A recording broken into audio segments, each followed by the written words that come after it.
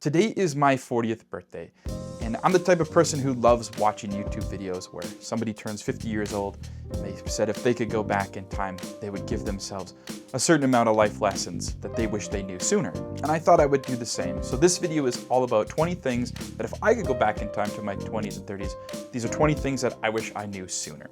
And because it's my 40th birthday, I decided to shoot the first 8 points of this video doing something that I love, which is hiking. And the last 12 are kind of more rapid fire. Let's go. I'm back at it with another hike from Jillian Daffrin's Kananaskis Country Trail Guide. This time I'm gonna check out something called the Jura Creek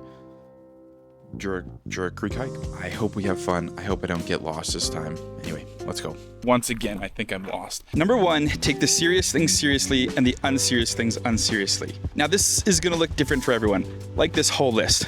But basically there are things like bills, health, finances, family, friends, your knees. Something that I wish I did more in my 30s and even my 20s was just prioritize these things. Now I won't lie, I ate like a king.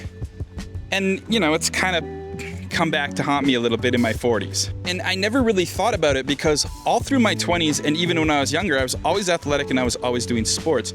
At the age of 30, my body started to slow down. There wasn't really competitive sports anymore. Things got too expensive. I stopped being active in my life. But sometime around like my mid to early 30s, I started going to the gym. I bought a bike and started biking in the summers. I started hiking. And honestly, I feel great. And every single time I do something like say a hike and I'm hiking up the mountains and I'm not huffing and puffing and running out of air, I'm just so grateful that I get to do it and keep doing it. On the flip side, if you take everything so seriously, you're gonna build up a lot of resentment and anger when things don't go your way. So for example, I take my health seriously. I like to go hiking. I'm getting outside, I'm getting fresh air, I'm getting some physical activity. But I'm not afraid to go off the beaten track. I'm not afraid to take a dip into the little creek or the lake. I'm not afraid to sit and shoot a YouTube video and enjoy the sun for a bit. My health is serious to me. Hiking is something that I love to do, but I'm gonna have some fun while I do it. And really, if for nothing else, it's really easy to forget that things can be fun sometimes. Number 2, eliminate things, people, and places that no longer serve you. Now, full disclosure, it's fun to indulge every once in a while. Yes, I still eat like a king on occasion. But as I've gotten older, I've noticed that the energy that I have to spend my time with has not been infinite, and it's really hard to always feel at my peak energy. When I'm spending time with people, places, or things that don't really serve me, I feel like I'm just giving that energy away for no return on investment. Now, how you do this is a little complex, and I'm not gonna get too far into it, as that could be a whole video in and of itself. But something that really helped me is I literally every morning when I would do a journal, I would just write on the left side of my page all of the things that I loved and liked doing that I wanted to do that day, and all of the things that I thought would not serve me. Then I would just try my hardest to stay on the left side and avoid the right side. Which brings me to number 3. Double down on the things that you love. So when I found the things that I love doing, if I found myself having free time, instead of mindlessly scrolling my phone or watching YouTube, which I still do, I would try to put my energy into something that I love doing. So for example, over the last couple years, I took up fishing. I love being in nature. I love being outside.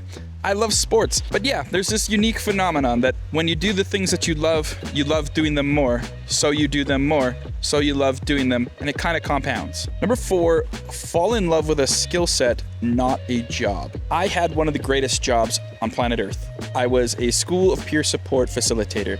Basically, people who wanted to get trained and work in the job of peer support, they would come to us, we would facilitate them, train them on how to be a peer support worker, they'd go out and get jobs. It was beautiful.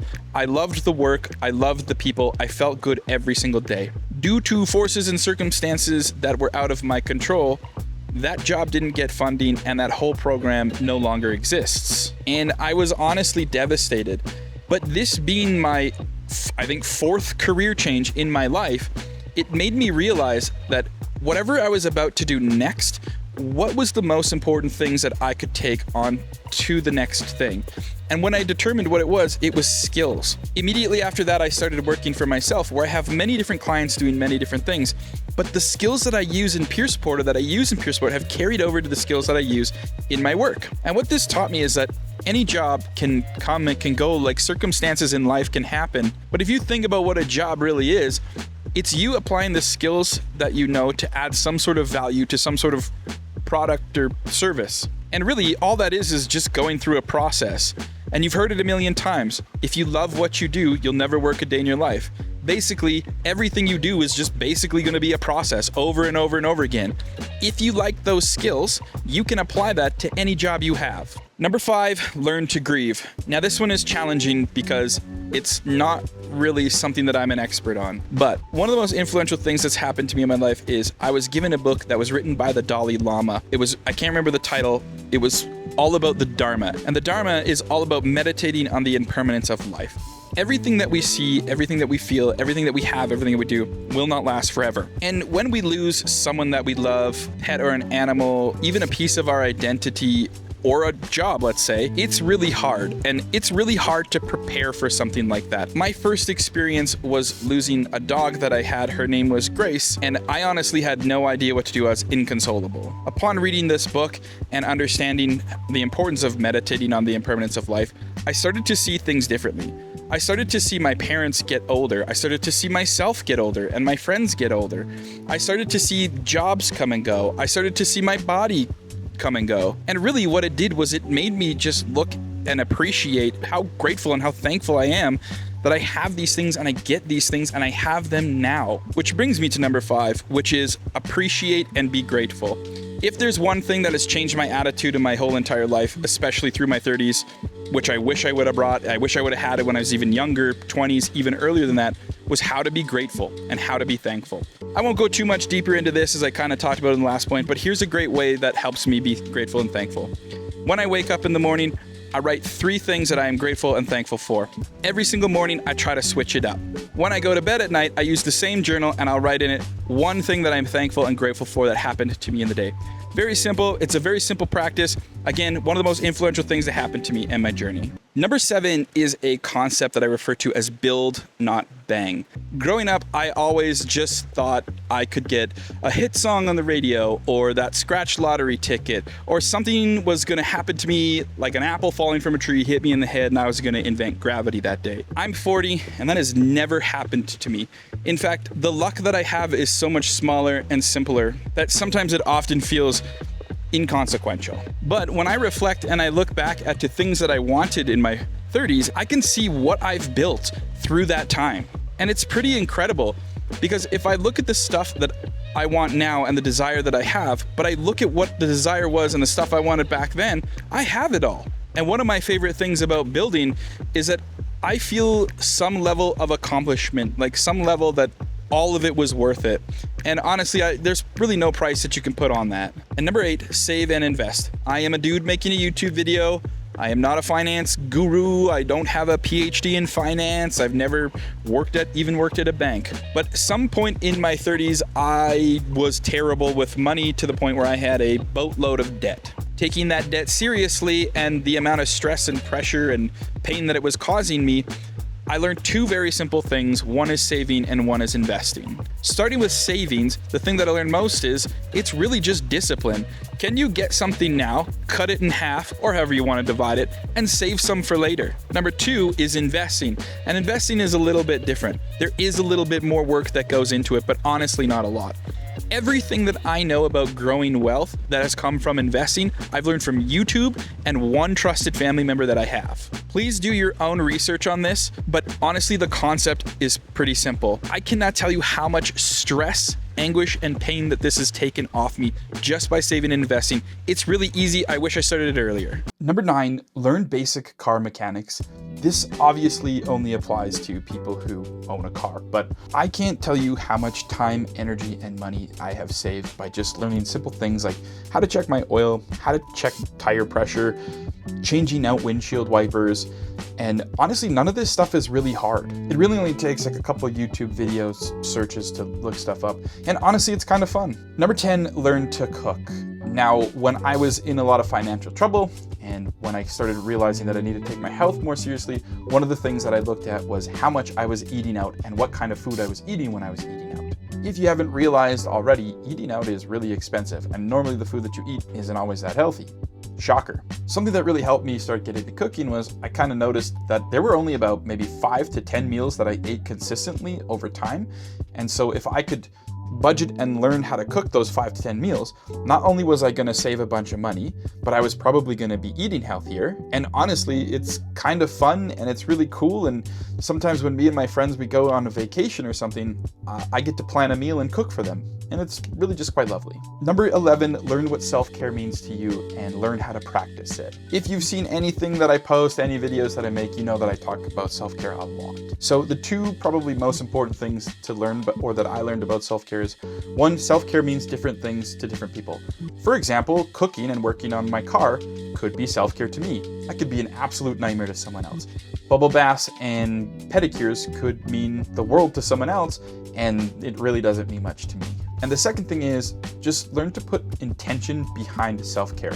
I'll admit doom scrolling on your phone can be self-care, but when it's no longer in your control and it's kind of your default and it's not really doing much for you, then maybe it's not as self-care as you thought. The single most important thing that I've recognized and learned about what I do for self-care is that it recharges my energy. Number 12, learn to build and maintain boundaries. Now, I won't go into boundaries because that could be a whole video in and of itself. There is a person out there named Brené Brown. And Brené, if you want to learn anything about boundaries, just follow anything she does, buy her books. She's got to be, in my opinion, the world's expert on boundaries. And the number one thing that I learned from building boundaries is this is the best way to protect my energy. Self-care gets my energy back, boundaries protects it. Number 13, the things that you do are the habits that you will develop for the rest of your life. If you constantly go out and spend money like I did at restaurants, you will notice that you don't have a lot of money and you don't really feel good. But if you put your time and energy into the things that you do and things that you want, so for example, I started learning habits with journaling, over time the things that you do will become the person that you are. Which brings me to number 14. What you do is who you become. When I was in my 20s, I was in a rock and roll band. I lived life like I was a rock star. It was awesome. It was fun. When the band broke up, I started coming into my 30s and I lived life like I was a rock star. I definitely didn't play in a band anymore. So all of the things that I did were still these party rock star habits. The skills and the lessons that I had developed were how to be social, how to drink and party, how to stay up really late. Over time, these things no longer sort of served me, and when I wanted to make change, it was really hard to make change. So just know that the things that you do is who you become. Number 15, change is constant, so adapt or die. I realize that that title is a little harsh. It's just something that I heard someone say and I took it, but the sentiment is true. A mindset that's really helped me over time to deal with change is that there is no growth in the comfort zone and there is no comfort in the growth zone. Basically, every time I get comfortable, things become hard for myself more of a depressive way. And every time I challenge myself and I'm adapting and embracing change, I tend to grow and learn a lesson. Now, I'll admit, I don't always like when things change. Sometimes things happen and they're out of my control. But this is kind of just life and getting used to it and adapting to it. Which brings me to my next point. Try to focus on only the things that you can control. This one is a challenge, and it's been a challenge for me and a challenge for me forever. But basically, every time you read the news, there's new countries going to war, there's a new virus, there's the possibility of aliens. And when I think about the time and energy that I spend worrying or trying to adapt to these types of things, I kind of realize it's sort of wasted. Like, I don't even really have control over these things whatsoever. When I start focusing on the things that I control, I start noticing that those things I focus on grow and expand. My influence begins to expand. I seem to have more of an ability to, in a positive way, manipulate and move things into the direction that I want them to move in. And whenever I'm faced with hard challenges, I know that I've been developing skills that will help me get past those challenges. Number 17, tell the people that you love them. Pretty simple. Number 18, most likely what you're going through is probably other people in the world have been going through as well. So you're not as alone as you think you are. This is a really challenging concept to grasp, and it's kind of difficult to lead people as to like what to do when you're feeling this, but just know that you're not as alone as you think you are. Number 19, and I know this won't hit for everyone, If there's one thing that I wish I did, it was document everything. I am so grateful. I am so lucky. I am so thankful that I've had the life that I have lived. But now that I'm 40, oftentimes somebody will be telling a story of me in my 20s that's amazing, and this light bulb will go off and I'll be like, oh yeah, that was awesome. I wish I had these moments documented, and documenting for people can mean different things. You can be journaling, taking pictures. I've started taking videos, but man, is it ever nice to look back and realize that how great life has been. And number 20, even in my kindest moments, I wish I was kinder. I've said this before, but I don't think I have ever regretted being kind. There have been times where my kindness has not been reciprocated, and you know what? That's okay. Boundaries.